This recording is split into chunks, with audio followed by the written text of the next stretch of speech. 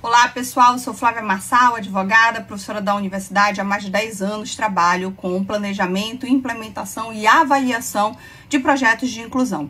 Nas últimas semanas vocês puderam acompanhar toda uma movimentação da comunidade de pessoas com deficiência, especialmente de pessoas com autismo, referente à questão do benefício de prestação continuada.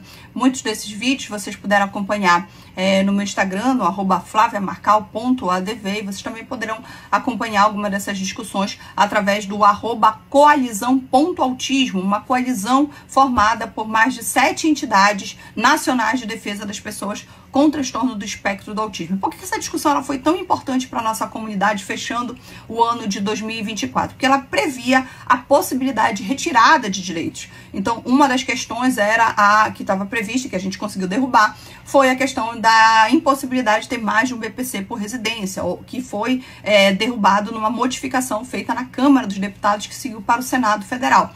Outra mudança que também foi uma luta muito significativa nas últimas semanas foi a retirada da restrição de direitos às pessoas com deficiência leve. Então, o PL 4614 previa a possibilidade de concessão de BPC somente para quem tivesse a condição grave ou moderada de deficiência, o que também não é previsto na legislação. Portanto, tinha uma grande probabilidade de declaração de inconstitucionalidade, e essa reversão nós conseguimos através do veto presidencial.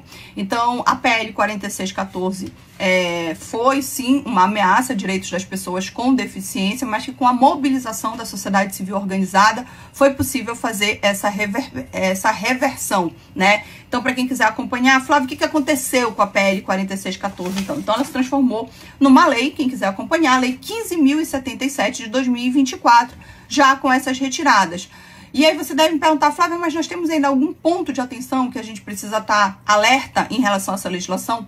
Sim, nós temos. Eu quero destacar para vocês o parágrafo 2A, né, do artigo 20 da Lei 15.077 de 2024, que na verdade altera a Lei Orgânica da Assistência Social, que é a lei que trata da concessão do benefício da prestação continuada. Esse parágrafo 2A, ele prevê que essa concessão será mediante uma avaliação que será regulamentada, só que não deixa claro qual é essa regulamentação, se nós estamos tratando apenas da regulamentação da avaliação biopsicossocial, que também é citada nessa legislação, ou se seria uma outra forma de regulamento. Então, nós precisamos estar muito atentos para que esses regulamentos, eles mais uma vez não signifiquem a restrição desses direitos. Um ponto que a gente tem tentado discutir também, talvez a gente consiga isso em matéria administrativa junto ao INSS, é a flexibilização da biometria.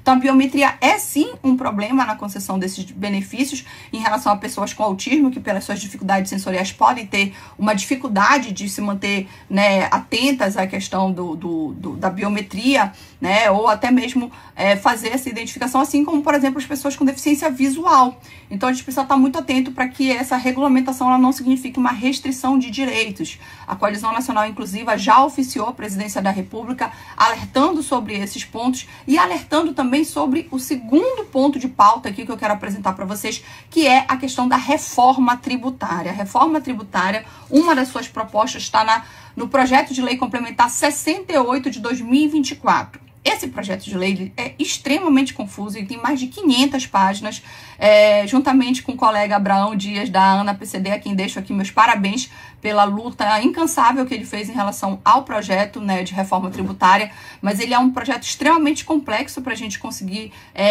acompanhar, mas ele atualmente está para sanção presidencial e eu estou muito preocupada. Eu acho que todos nós que trabalhamos com a área de garantia de direitos, com a questão de políticas públicas, com o artigo 144. Convido vocês a conhecerem esse projeto de lei, eu vou deixar linkado nos meus stories ou aqui no comentários também, para que vocês possam acompanhar. Então, o artigo 144, mais uma vez, a insistência em se retirar as deficiências leves da concessão de isenção para veículos. Além disso, mesmo para as outras deficiências, essa isenção só será possível se forem para carros adaptados, o que mais uma vez prejudica toda a comunidade de pessoas com autismo. Também não fica claro como é que será a regra em relação, por exemplo, a pessoas com autismo de nível 2 e 3 de suporte, que podem ter dificuldades, né, muito possivelmente, do exercício da direção, como ficará essa questão da representação legal. Isso fica muito confuso.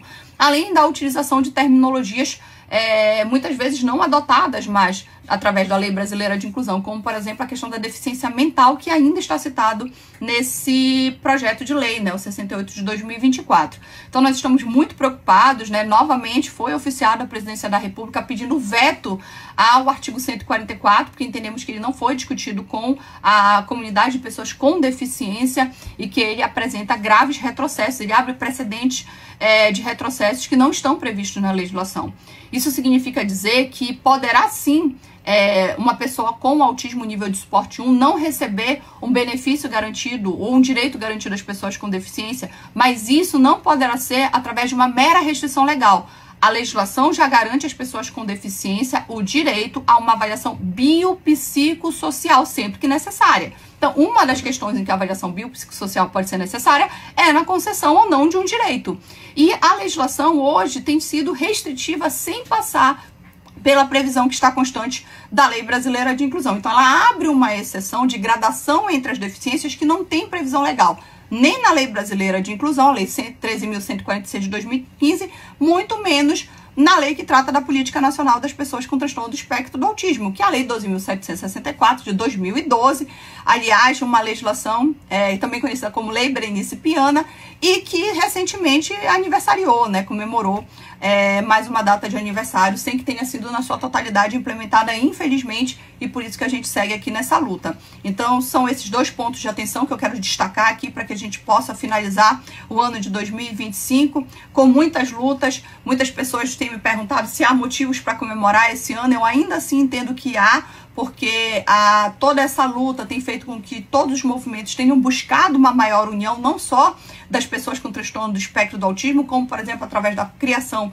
da Coalizão Nacional Inclusiva pelo Autismo, mas das pessoas com deficiência, né, entre si. A gente precisa entender aquilo que nos une para que essa luta seja conjunta, mas ao mesmo tempo que essa luta conjunta não torne algumas demandas específicas invisibilizadas. Então, acho que isso foi muito positivo. Esse certamente foi o maior ganho que nós tivemos durante todo esse ano. Quero aqui agradecer todos os parceiros de luta que vieram conosco, muitos deles, inclusive, da época do Parecer 50. E olha que interessante, algumas entidades onde a gente não conseguiu um consenso no Parecer 50, nós conseguimos na luta pelo BPC, o que mostra que mesmo onde nós não tivermos consenso, ou mesmo quando nós não concordarmos na totalidade de ideia sobre um ponto, isso não significa que nós devemos nos afastar e não lutar conjuntamente por outros direitos. Então, eu acho que sim, o ano de 2025 foi um ano de profunda aprendizagem sobre a importância da nossa luta conjunta e, acima de tudo, uma luta técnica, uma luta responsável, porque sem esse processo a gente dificilmente consegue avançar.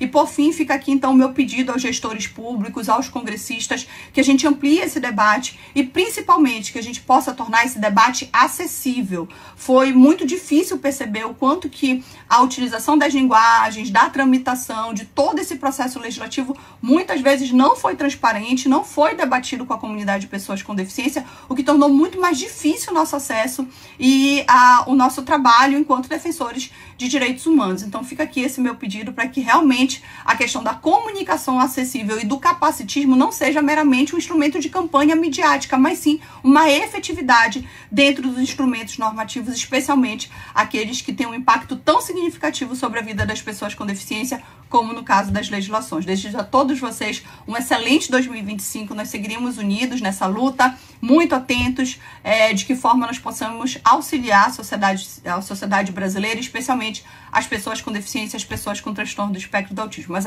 mais uma vez, toda a minha gratidão àqueles que estiveram unidos conosco nessa caminhada e que a gente conseguiu essas vitórias que foram significativas sim e evitaram que milhões de pessoas passassem, milhões de famílias atípicas iniciassem o ano de 2025 sem ter comida na mesa. Um grande abraço a todos vocês, um feliz 2025 para todos nós.